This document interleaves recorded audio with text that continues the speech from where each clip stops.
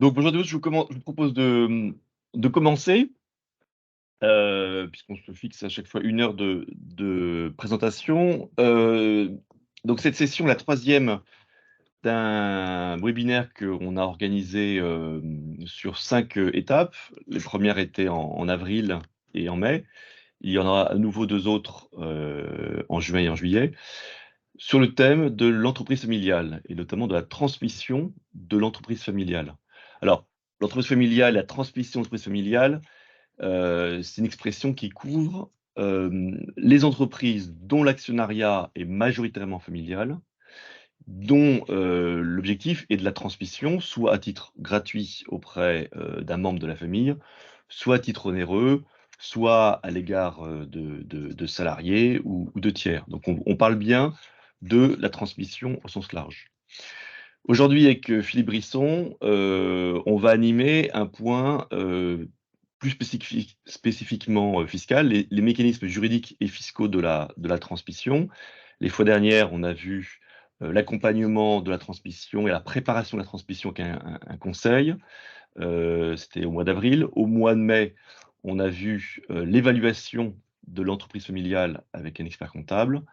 Au mois de juin, on aura une session avec un notaire et au mois de juillet, avec un consultant sur toutes les opérations post-transmission et l'accompagnement post-transmission.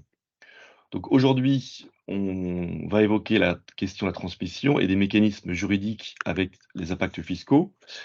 Les impacts fiscaux qui existent aussi bien lorsqu'on est en transmission à titre onéreux, cession ou apport à titre onéreux, que les transmissions à titre gratuit, donation et succession.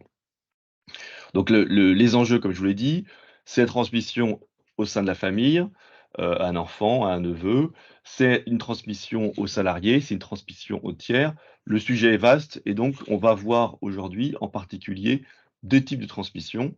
La transmission à un membre de la famille, à un enfant repreneur, pour faire simple, et la transmission aux salariés, qui est un mécanisme qui existe depuis quelques années et qui malheureusement ne fonctionne pas bien. On verra pourquoi, notamment parce que le mécanisme est assez, restrictif et exige un nombre de conditions trop importantes. Heu, les opérations sont complexes. Je lisais encore hier, dans Les Échos un économiste qui se plaignait qu'il n'y ait pas assez de transmission d'entreprises, en France, alors qu'il y a beaucoup d'entreprises à transmettre. Et il disait, et je partage son avis, que c'est pas uniquement lié à un problème de mécanisme juridique ou fiscal très complexe, c'est aussi lié au fait qu'il y a un problème de mentalité, de connaissance, d'accompagnement et donc l'utilité de mettre, autour de soi, des experts financiers, des experts juridiques, des experts de l'accompagnement pour permettre et faciliter ces transmissions. Donc on va, répartir le sujet en 4 temps. Le premier temps, vous parlez du pacte Dutreil. Alors, c'est un sujet qui est, au moins connu sur les principes. On essaiera de rentrer dans les détails sans être trop technique et aussi de voir les dernières jurisprudences concernant le pacte Dutreil, parce que c'est un sujet qui est, assez, mouvant. Ensuite, on verra la question de la donation avec réserve d'usufruit, qui est aussi une technique, qui est utilisée dans les transmissions, d'entreprises. Et on verra, dans un troisième temps, le family buyout, donc c'est le FBO, qui est une technique qui est peut-être moins connue, qui est l'application du LBO, donc avec l'effet de levier financier, juridique et fiscal, aux solutions de transmission d'entreprises familiales. C'est un mécanisme qui est intéressant car il permet de combiner plusieurs avantages. Et dernier temps, on verra la transmission à un salarié repreneur. On verra qu'on sera assez court sur ce sujet-là, parce qu'on se rend compte qu'il y a très peu de transmission aux salariés repreneurs, en tout cas dans le cadre du mécanisme qui a été mis en place par le législateur et on verra pourquoi. Alors, le contexte de la transmission à titre gratuit, qui est le 1er sujet, hem on peut imaginer, et c'est le propos principal, hein, mais pas unique, vous l'avez compris, principal de ce webinaire, c'est la transmission par le dirigeant de son entreprise à un membre de la famille ou à un salarié ou à un salarié. Donc il peut désirer utiliser plusieurs mécanismes juridiques pour ce type de transmission, sauf que et c'est l'un des freins, c'est pas le seul, mais c'est en tout cas c'est le frein fiscal de la transmission de l'entreprise, c'est que le coût fiscal est élevé. On a évidemment l'abattement de 100 000 € qui existe par enfant et par parent tous les 15 ans et qui est limité à 100 000 €, donc qui n'est pas très important, au regard de la valeur d'une entreprise. Et il existe, on l'a dit et on va le voir en détail aujourd'hui, les mécanismes spécifiques que sont le pacte du travail et le Family Buyout. Donc, d'un point de vue des conseils que nous sommes, Philippe et moi, du point de vue juridique et du point de vue fiscal, même si on a conscience que ces mécanismes existent, on sait qu'ils ne sont pas suffisants pour faciliter les transmissions. Et puis, on verra dans un deuxième temps la transmission aux salariés avec un mécanisme spécifique. Donc, pour commencer, on voit qu'il y a des donations entre vifs qui peuvent être réalisées, ça c'est de façon assez classique. Donation soit à un seul enfant, soit une donation partage. Je vous rappelle que l'avantage de la donation partage, c'est que ça permet un partage égalitaire d'une partie du patrimoine à tous les enfants et uniquement donc aux héritiers présomptifs, à tous les enfants. Et ça permet à la fois de figer la valeur des biens, d'éviter des discussions futures au moment de la succession. Et en figeant la valeur des biens transmis, on évite aussi à nouveau une réévaluation au moment de la succession pour des raisons fiscales. Donc la donation partage est un mécanisme de transmission très important et très intéressant. La complexité, c'est lorsque l'on a un enfant repreneur alors que les autres ne veulent pas reprendre, comment fait-on une donation partage? Et on le verra au travers du mécanisme du FBO, du Family Buyout, qui permet justement cette transmission en donation partage égalitaire, tout en privilégiant un enfant par rapport aux autres. Bon, la transmission peut aussi se faire par voie successorale, on le sait, à l'occasion de la rédaction d'un testament.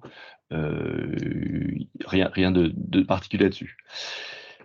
La transmission, les droits de succession sont importants. On a un barème qui est finalement assez élevé, puisqu'il atteint 45 % avec un seuil qui est assez bas, 1,8 million. Et lorsqu'on veut céder à un tiers, le taux est à 60 %. Le tiers, on pense évidemment aux salariés dans notre propos.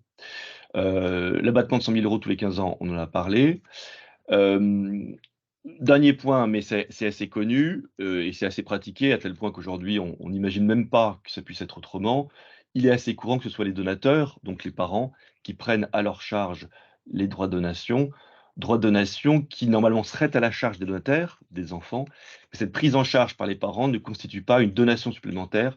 C'était reconnu, admis et jamais remis en cause par l'administration fiscale.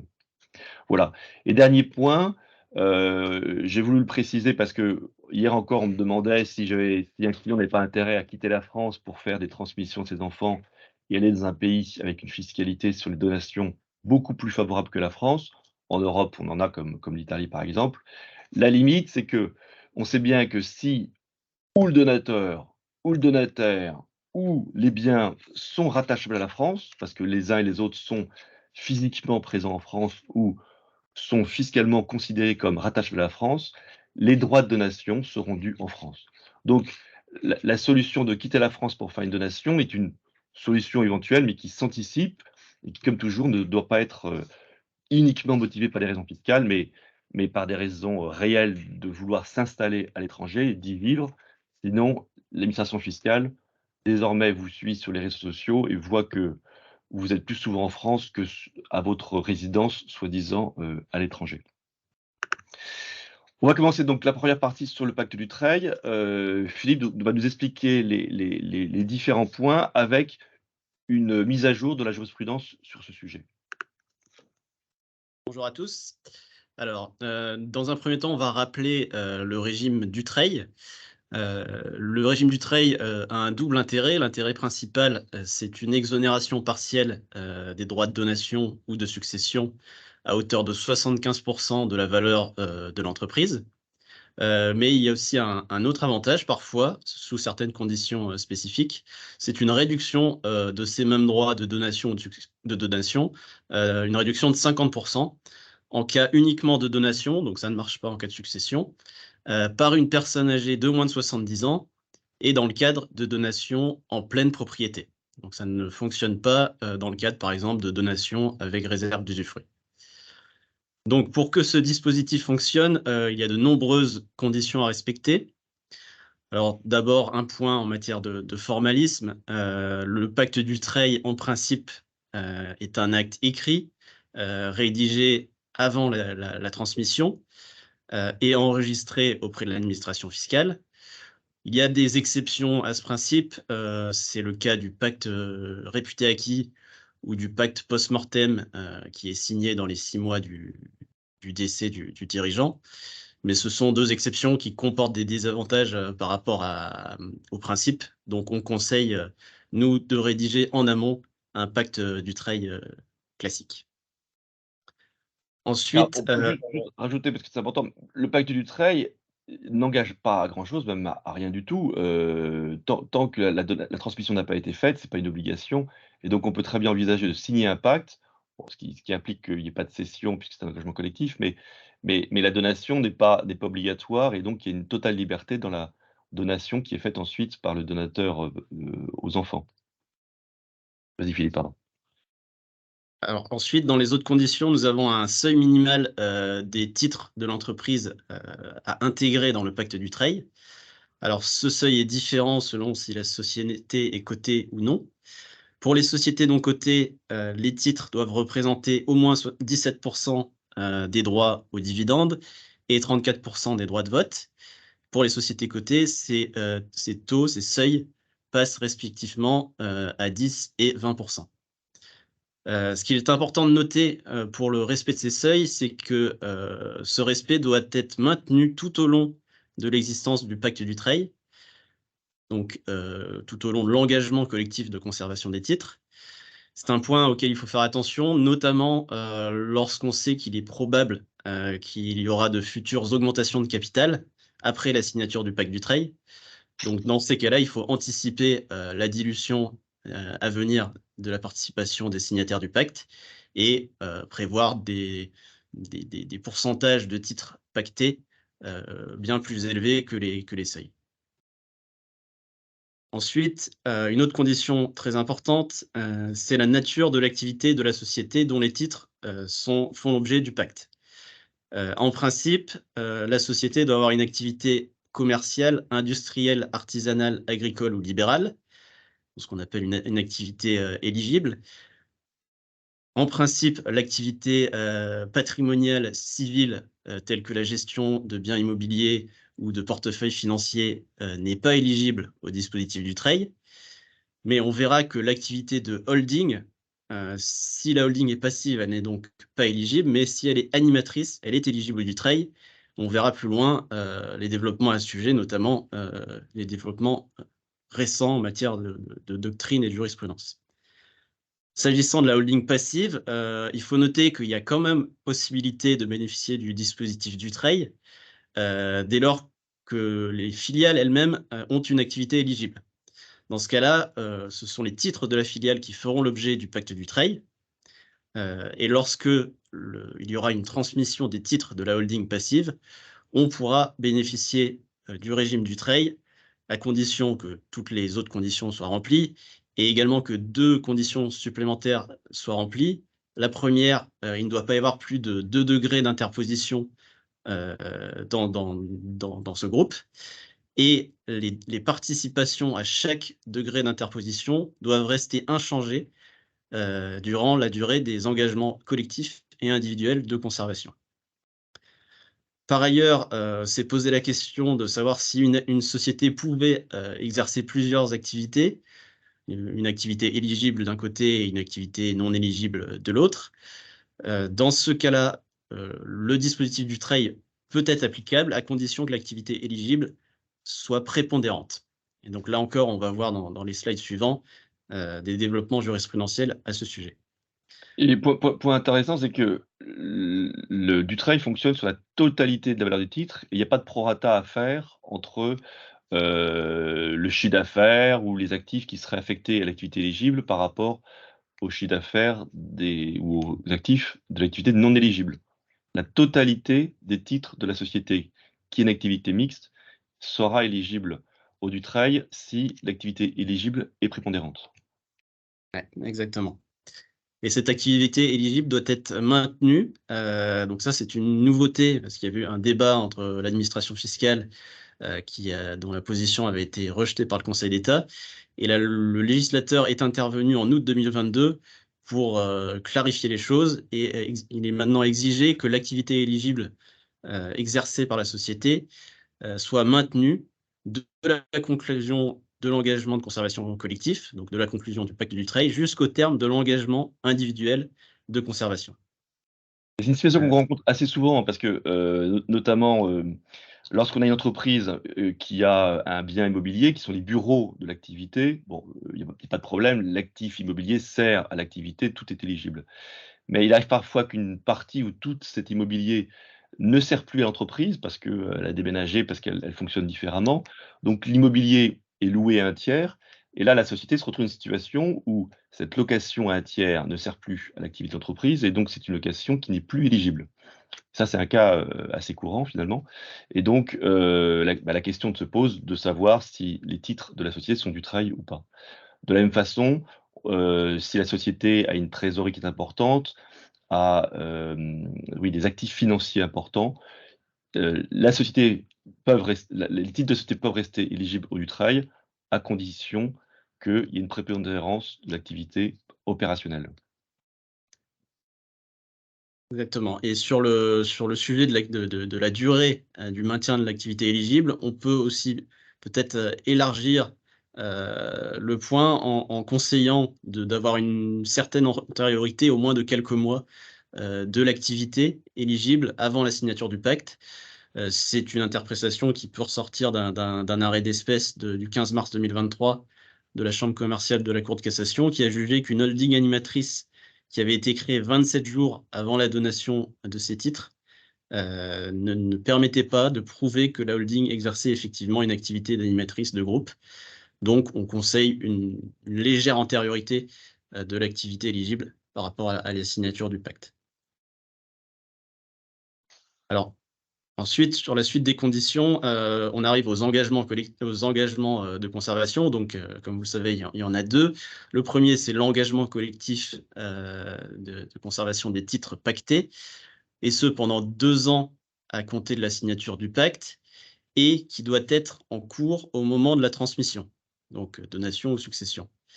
Donc, depuis 2019, cet engagement fonctionne aussi pour les sociétés unipersonnelles.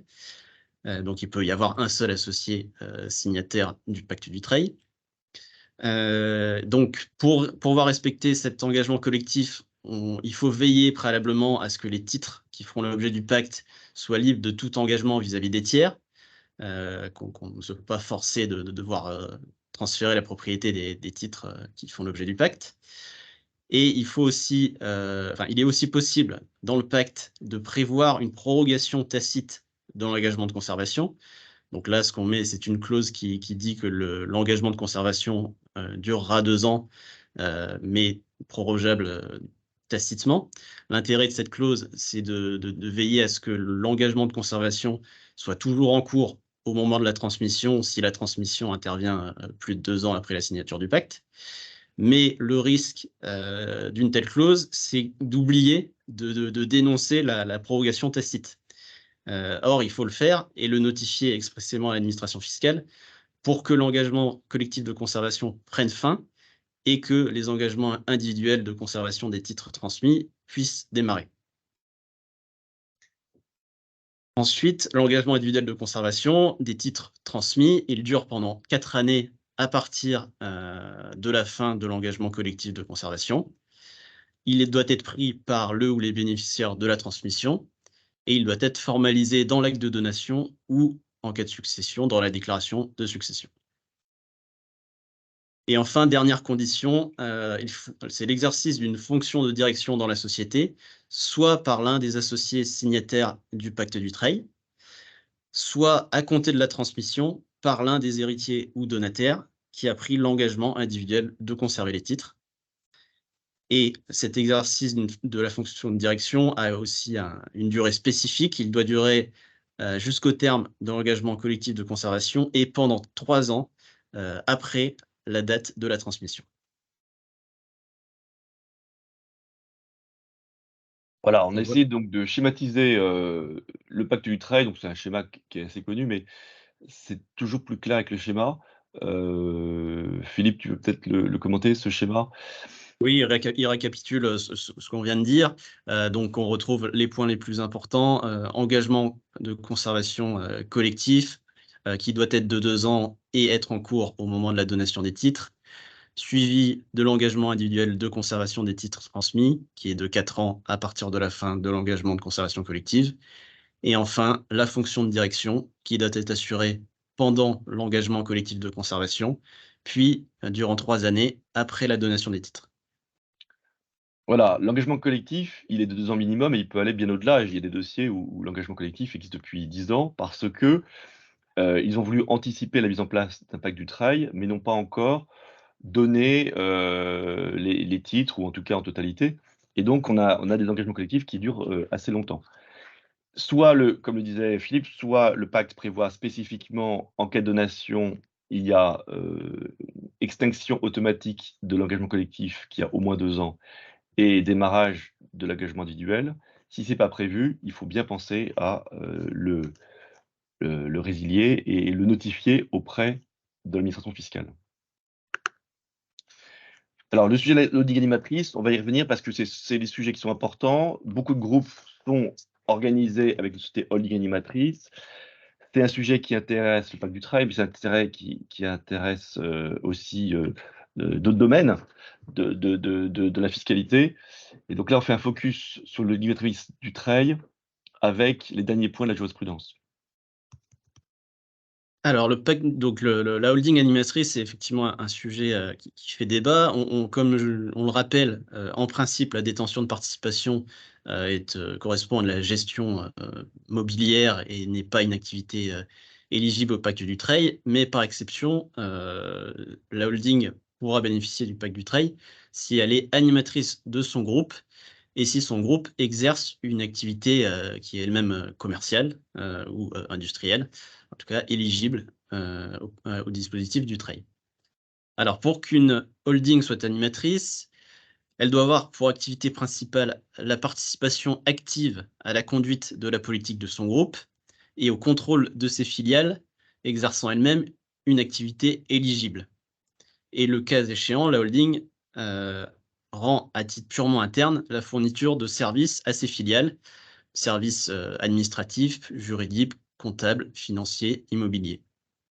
Alors, un point qui est important de noter, c'est qu'ici, non seulement les filiales doivent donc avoir une activité éligible, mais la holding doit les contrôler.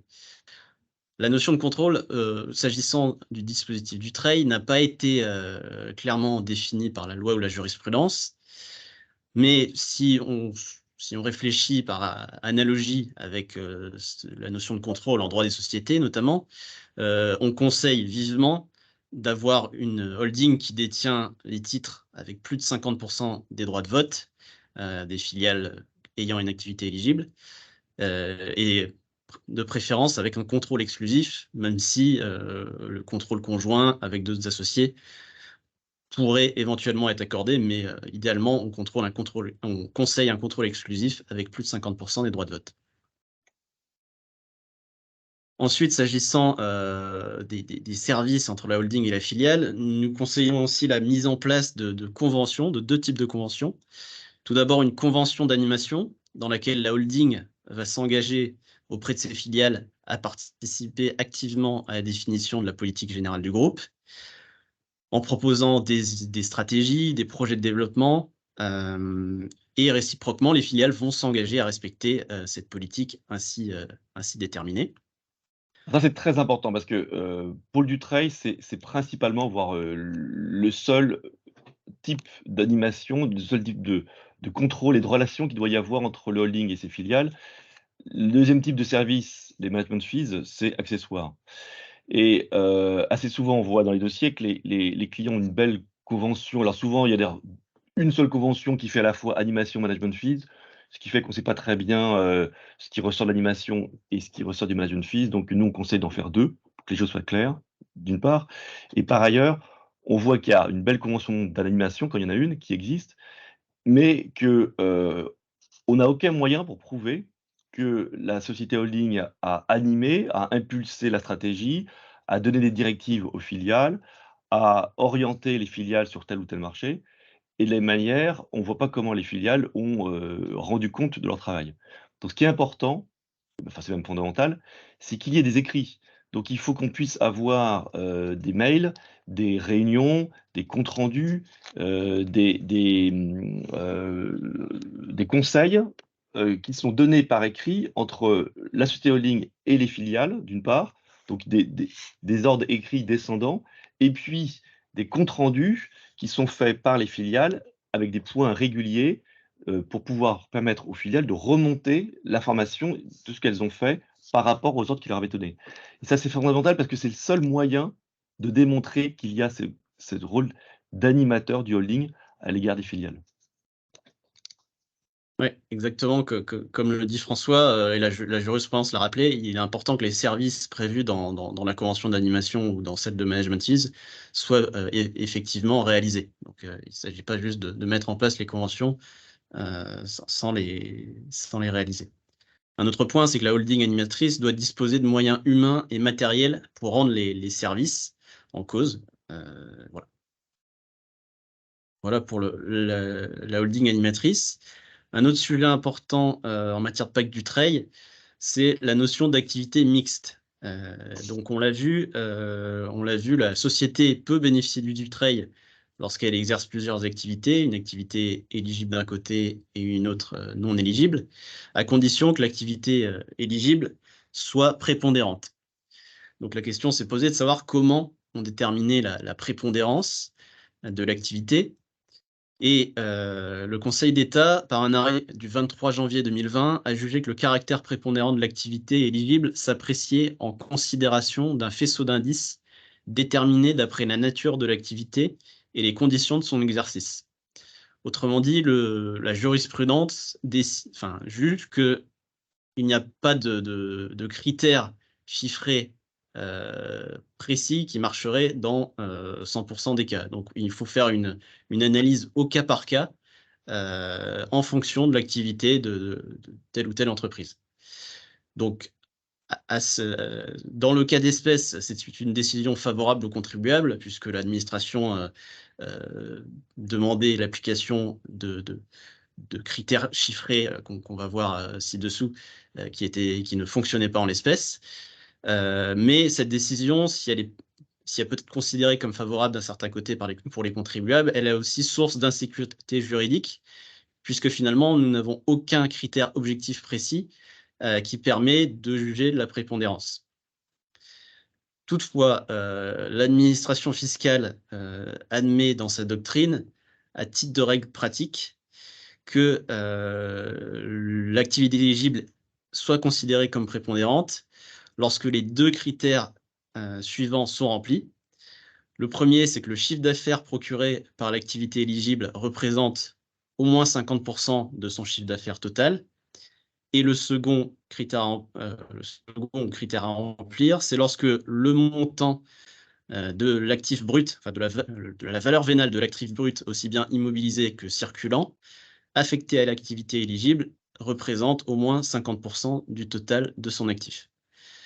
Donc c'est un des exemples dans lequel il y a prépondérance. À noter qu'avant, ce double critère était obligatoire et non pas simplement à titre pratique. Et c'est donc ce double critère qui avait été censuré par l'arrêt du Conseil d'État de 2020. Voilà, alors parce ce qu'il faut retenir, c'est important, c'est que désormais, donc il y a pas de critères figés, qui nous sont imposés comme parfois, voire souvent par l'administration. C'est que c'est vraiment une analyse au cas par cas et une analyse de bon sens qu'on peut défendre devant les tribunaux et on peut avoir des situations, par exemple un promoteur immobilier qui aurait, dont les pactes de la société seraient en Dutreil, promoteur immobilier qui est entre 2 opérations de promotion, dont, la trésorerie donc est importante et n'a finalement pas d'activité parce qu'il est entre 2 opérations de promotion. Donc qui serait, principalement avec des actifs principalement financiers. Selon les critères de l'administration, elle pourrait nous dire: Vous n'êtes pas du tout éligible parce que, vous n'avez pas d'activité, opérationnel avec des actifs qui dépassent les 50%. Là, on pourra défendre que non, justement, on est dans une situation où on est entre deux, où c'est une situation intermédiaire, et donc avoir une approche pragmatique de la situation de chaque contribuable. Donc je pense que c'est plutôt source de confort d'avoir cette approche du faisceau d'indices. Alors, on a voulu parler d'une jurisprudence récente et d'une évolution récente qui combine en fait les deux notions dont on vient de parler, la notion de holding animatrice et la notion d'activité mixte. C'est une question qu'on a souvent dans nos dossiers en présence de holding. C'est une holding qui donc exerce plusieurs activités, à la fois l'animation d'un groupe de filiales qui ont une activité éligible.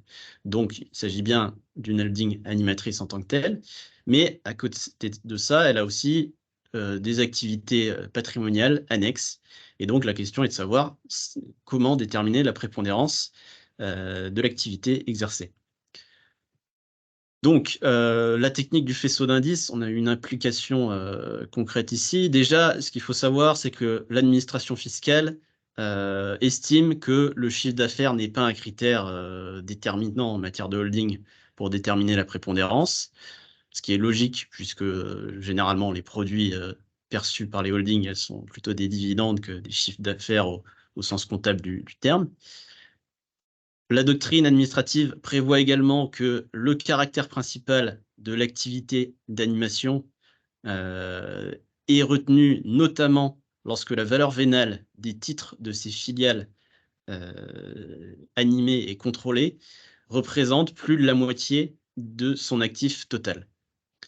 Ce qui est important de noter ici, c'est le notamment qu'on a souligné, qui donc ouvre la porte et qui même est indispensable pour être en concordance avec la jurisprudence du faisceau d'indices. Donc, c'est un cas admis par l'administration fiscale, mais même si ce critère n'est pas rempli, la prépondérance de l'activité d'animation peut être reconnue, et c'est notamment un cas concret qui a été jugé par la Cour d'appel de Paris le 24 octobre 2022, dans lequel on avait une holding qui ne respectait pas le critère précité, c'est-à-dire que les titres de ces filiales qu'elle contrôlait et qu'elle animait représentaient moins de 50% de la totalité de son actif. Mais malgré cela, le juge a considéré qu'il y avait bien holding animatrice avec une activité prépondérante, une activité éligible prépondérante, parce qu'il fallait prendre en compte également les autres actifs détenus par la holding, qu'ils soient immobilisés ou circulants, qui étaient affectés à l'activité d'animation. Donc, on ne prend pas en compte que la valeur des actifs, des titres des sociétés. Donc, typiquement, des exemples d'actifs à prendre en compte également lorsqu'ils sont détenus par la holding animatrice, c'est par exemple l'immobilier détenu par la holding et qui est affecté aux activités opérationnelles des filiales qu'elle anime et qu'elle contrôle. Alors, détenu par la holding, effectivement, ou par une société type SCI, Par qui est aussi détenue par on a donc une société holding qui détient à la fois une SCI et une société opérationnelle.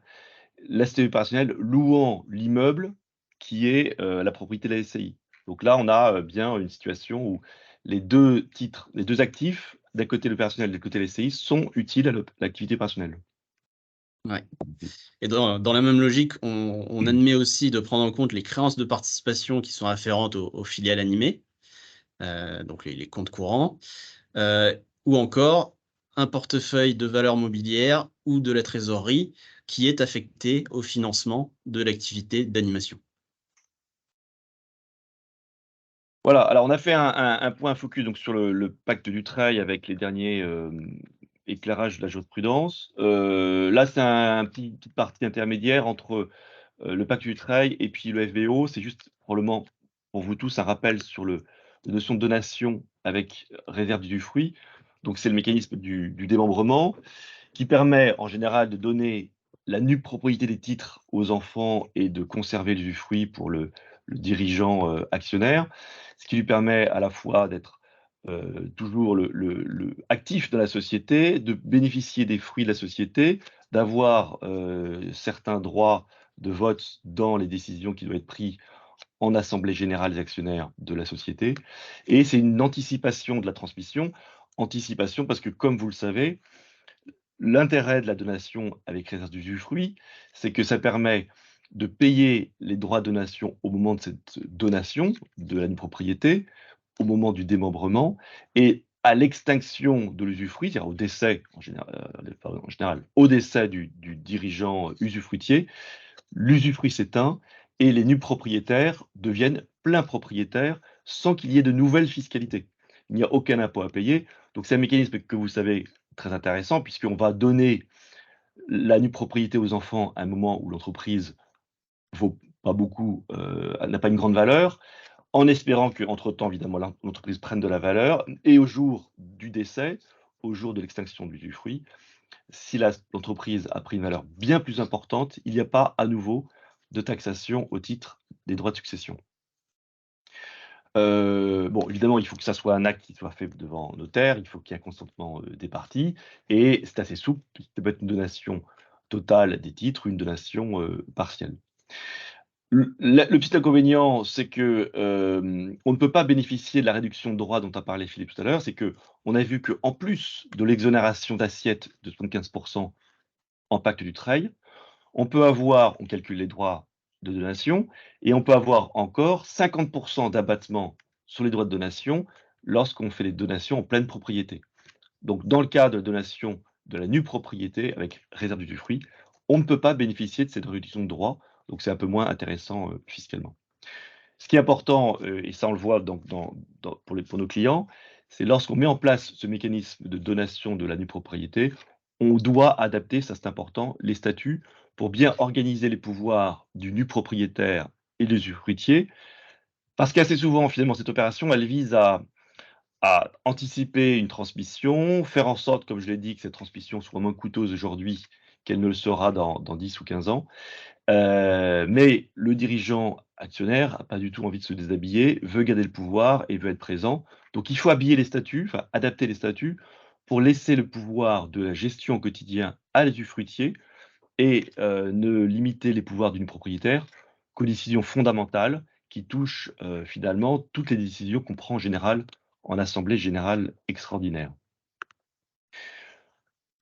Bon, ça c'est le barème qui est connu de tous, ça c'est le barème d'application de la valeur des droits entre usufruit et nue propriété en cas de donation de la nue propriété aux enfants.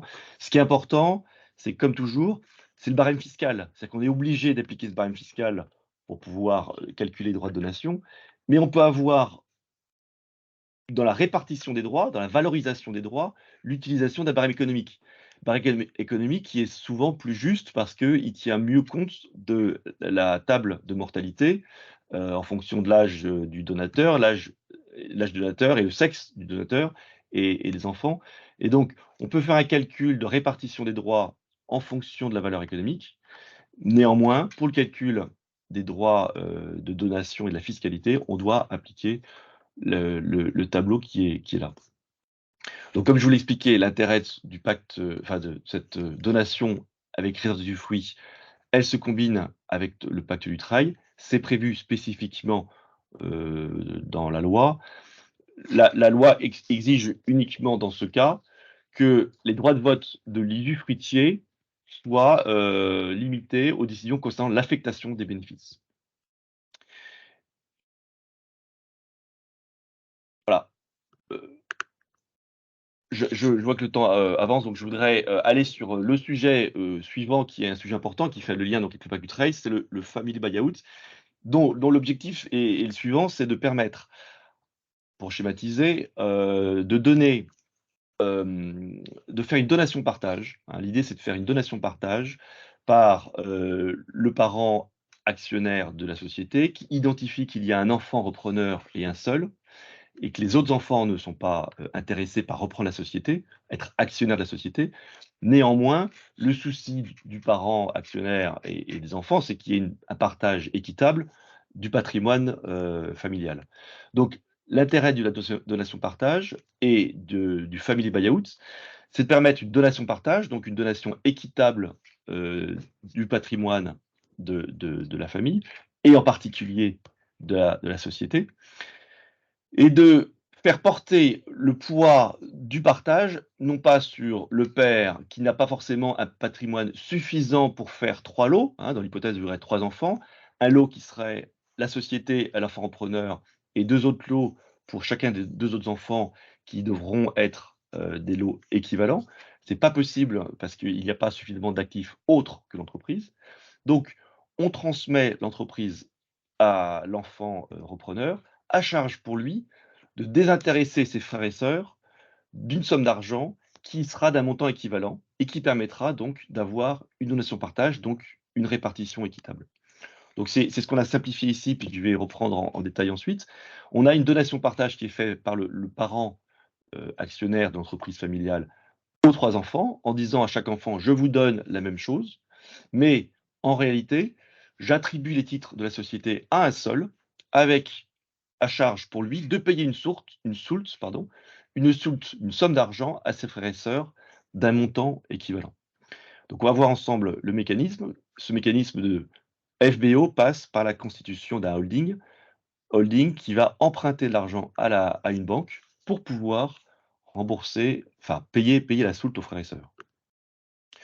Donc et c'est intéressant parce que c'est à la fois un mixte entre ce qu'on vient de dire, le mécanisme de la donation, partage, le mécanisme du pacte Dutreil et le mécanisme de la donation avec réserve d'usufruit. C'est finalement une synthèse de tous ces mécanismes qui permettent de transmettre l'entreprise familiale, de façon équitable. Donc, ici, on a, bon, schématisé, c'est pas un schéma de détention, c'est plutôt un schéma organisationnel. On voit que le chef d'entreprise a moins de 70 ans, il est plein propriétaire de ses titres. Il fait une donation-partage auprès de ses 3 enfants, 1, 2, 3. Seul l'enfant 3 est repreneur. On met en place un pacte Dutreil qui permet donc l'exonération de mutation à concurrence de 75 comme on l'a vu. Et puis éventuellement, réduction de droits si on fait une donation en pleine propriété. Elle sera pas applicable si c'est une donation uniquement la nue propriété, mais les 2 fonctionnent. Et donc ça, c'est l'objectif. C'est-à-dire qu'on veut permettre la donation de l'entreprise à un enfant avec équilibre au bénéfice des autres enfants. Donc les conditions, de ce family buyout, comme on l'appelle, c'est, l'articulation avec le pacte Dutreil d'abord. On apporte à une société holding. Pourquoi une société holding? On va le voir après, parce que c'est la société holding qui va emprunter auprès d'une banque pour pouvoir payer la soulte aux frères et sœurs. Ce qu'on met en avant ici, c'est que la donation-partage des titres de la société à un enfant repreneur, suivi de l'apport par leur enfant repreneur des titres au holding, est un mécanisme, est une possibilité qui est prévue par la loi Dutreil, hein. La loi Dutreil autorise tout à fait une donation Dutreil des titres de la société à un enfant et que cet enfant puisse, par la suite, apporter ces titres à une société holding dont il est seul actionnaire. Il y a un maintien de l'exonération Dutreil, comme le prévoit, et il faut que société holding, en revanche, ne serve qu'à ça. Elle ne soit qu'un véhicule de détention des titres de la société opérationnelle dont les titres ont été donnés, et que cette société holding, elle détienne au moins 50% des titres, que ces actifs représentent au moins 50% des titres de la société opérationnelle. La direction de la société holding sera assurée par l'enfant repreneur et la société opérationnelle sera détenue directement ou indirectement au travers d'une sous-holding dans la société opérationnelle. Donc ce qui est intéressant, c'est que là, on combine le mécanisme Dutreil avec la mise en place d'un FBO, donc la mise en place d'une société holding qui sera l'outil qui servira à l'enfant repreneur pour détenir la société opérationnelle qui lui a été donnée et qui lui servira à emprunter l'argent, on va le voir, pour désintéresser ses frères et sœurs. Donc c'est le deuxième schéma qui est ici, qui est aussi donc pareil un schéma de flux. On a notre société opérationnelle qui a été donnée à l'enfant repreneur numéro 3, on l'a vu. L'enfant repreneur apporte les titres de l'opérationnel à une société holding qu'il a créée. On a vu les conditions avant, dont il est actionnaire. Cette société holding ne doit avoir pas d'autres actifs ou principalement pas d'autres actifs que les titres de l'opérationnel. La société holding emprunte auprès d'une banque les sommes dont elle va avoir besoin pour verser une soulte aux deux autres enfants, c'est la soulte qui est versée par la société holding à l'enfant numéro 2 et à l'enfant numéro 1. Alors, dans l'acte de donation, il était prévu que la soulte soit versée par l'enfant numéro 3, mais grâce au mécanisme du trail et grâce à la combinaison de tous ces mécanismes, on peut substituer l'enfant repreneur numéro 3 dans le versement de la soulte en disant c'est pas l'enfant repreneur qui versera la soulte, mais c'est bien le holding de reprise. Donc, vous voyez, on a un mécanisme qui permet de faciliter la transmission en donnant la société à un enfant repreneur numéro 3, tout en désintéressant d'un montant équivalent les deux autres enfants. Et comment la société holding va pouvoir rembourser l'emprunt? Eh ben, elle va pouvoir rembourser l'emprunt grâce à une remontée de dividendes. C'est là où on retrouve le mécanisme du LBO, c'est pour ça qu'on appelle ça un FBO, c'est-à-dire que on a une acquisition de la société opérationnelle par un emprunt qui est financé par la distribution de dividendes, la remontée de dividendes qui vont permettre de désintéresser la banque. Et c'est beaucoup plus intéressant de le faire grâce à ce mécanisme de holding, parce que si on ne le faisait pas au travers d'un holding, eh bien, il faudrait que la société personnelle distribue du dividende à l'enfant repreneur lui-même, qui a l'engagement, on l'a vu, de verser une soulte à ses frères et sœurs. Mais cette remontée de dividende de la société personnelle à l'enfant repreneur directement, sans passer par le holding, eh bien, ça serait une opération qui serait fiscalisée, puisque l'enfant repreneur devrait payer 30%, la flat tax, sur les dividendes qui lui sont versés par la société. Donc, pour éviter cette flat tax, on passe par une société holding, dont on va voir que la fiscalité est beaucoup plus intéressante, puisque la fiscalité d'une société qui reçoit des dividendes n'est pas de 30% comme pour une personne physique, mais elle est de 5%, voire de 1,5%. Alors, je reprends ici les conditions justement. Je détaille un peu les opérations dont on vient de parler. L'enfant repreneur qui a eu par donation les titres de la société opérationnelle va les apporter à la société holding. C'est une mutation, c'est un apport qui est mixte, qui est à la fois à titre onéreux et à titre gratuit. C'est des mécanismes, enfin, ce sont des termes un peu barbares, mais tout ça pour dire que la fiscalité liée à cet apport est assez faible. Soit elle est taxée à 0,1% de sa valeur, soit elle n'est pas taxée du tout. Donc, on a une fiscalité de l'apport qui est assez faible. Et tout l'intérêt fiscal de l'opération, je l'ai dit, c'est qu'ensuite, grâce à l'articulation du holding et de la société opérationnelle, on a une fiscalité qui est limitée et qui est limitée notamment grâce à la mise en place d'une intégration fiscale, hein. On intègre fiscalement la société holding et la société opérationnelle si évidemment la société holding détient au moins 95% de l'opérationnel.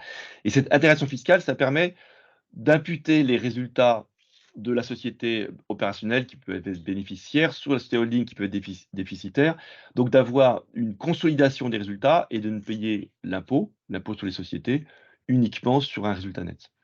Alors, petit point d'attention, on n'a pas une intégration fiscale totalement pure, on n'a pas un LBO, un LBO totalement parfait, puisque il y a un mécanisme qui s'appelle l'amendement Charras, du nom du ministre de l'époque, qui limite la déduction des intérêts, qui sont payés par la société holding par la banque à la banque. Donc, il y a un petit frottement fiscal qui n'est pas, extraordinaire, mais qui n'est pas, qui est regrettable, mais qui fait qu'on ne peut pas déduire les intérêts payés par la société holding sur les résultats de la société personnelle.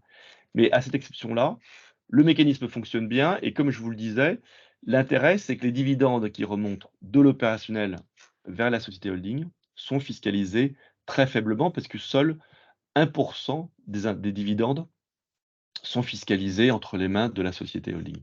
Donc voilà, on a un mécanisme qui est intéressant, qui est une combinaison de ce dont on a parlé, à la fois du trail, du démembrement et puis de la remontée des revenus.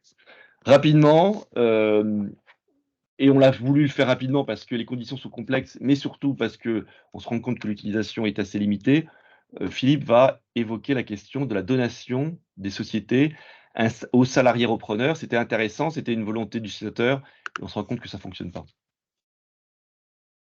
Oui, alors la donation aux salariés, c'est vrai que dans certains cas, elle peut être plus intéressante, notamment lorsqu'on a des enfants qui n'ont pas la volonté de conserver l'entreprise et que, on a un salarié, un dirigeant qui aurait envie de reprendre, l'activité. La problématique, c'est que la donation de titres de société à des tiers, donc en dehors de la famille, est taxée au taux de 60, ce qui est donc, très prohibitif, pour, des donations, à un salarié. Le législateur a prévu, une mesure pour alléger cette fiscalité. C'est un abattement de 300 000 € pour la valeur sur la valeur des titres, transmis, mais sous de très nombreuses conditions, qui rendent le mécanisme, finalement, rarement, accessible. Alors sans citer toutes les conditions, qu'on vous a listées, il y a notamment le fait que le salarié doit exercer, la direction effective de la société, heu, que l'abattement de 300 000 € n'est applicable uniquement sur la fraction de la valeur des titres représentative du fonds de commerce ou de la clientèle détenue, par la société et non pas sur l'intégralité de la valeur des titres transmis.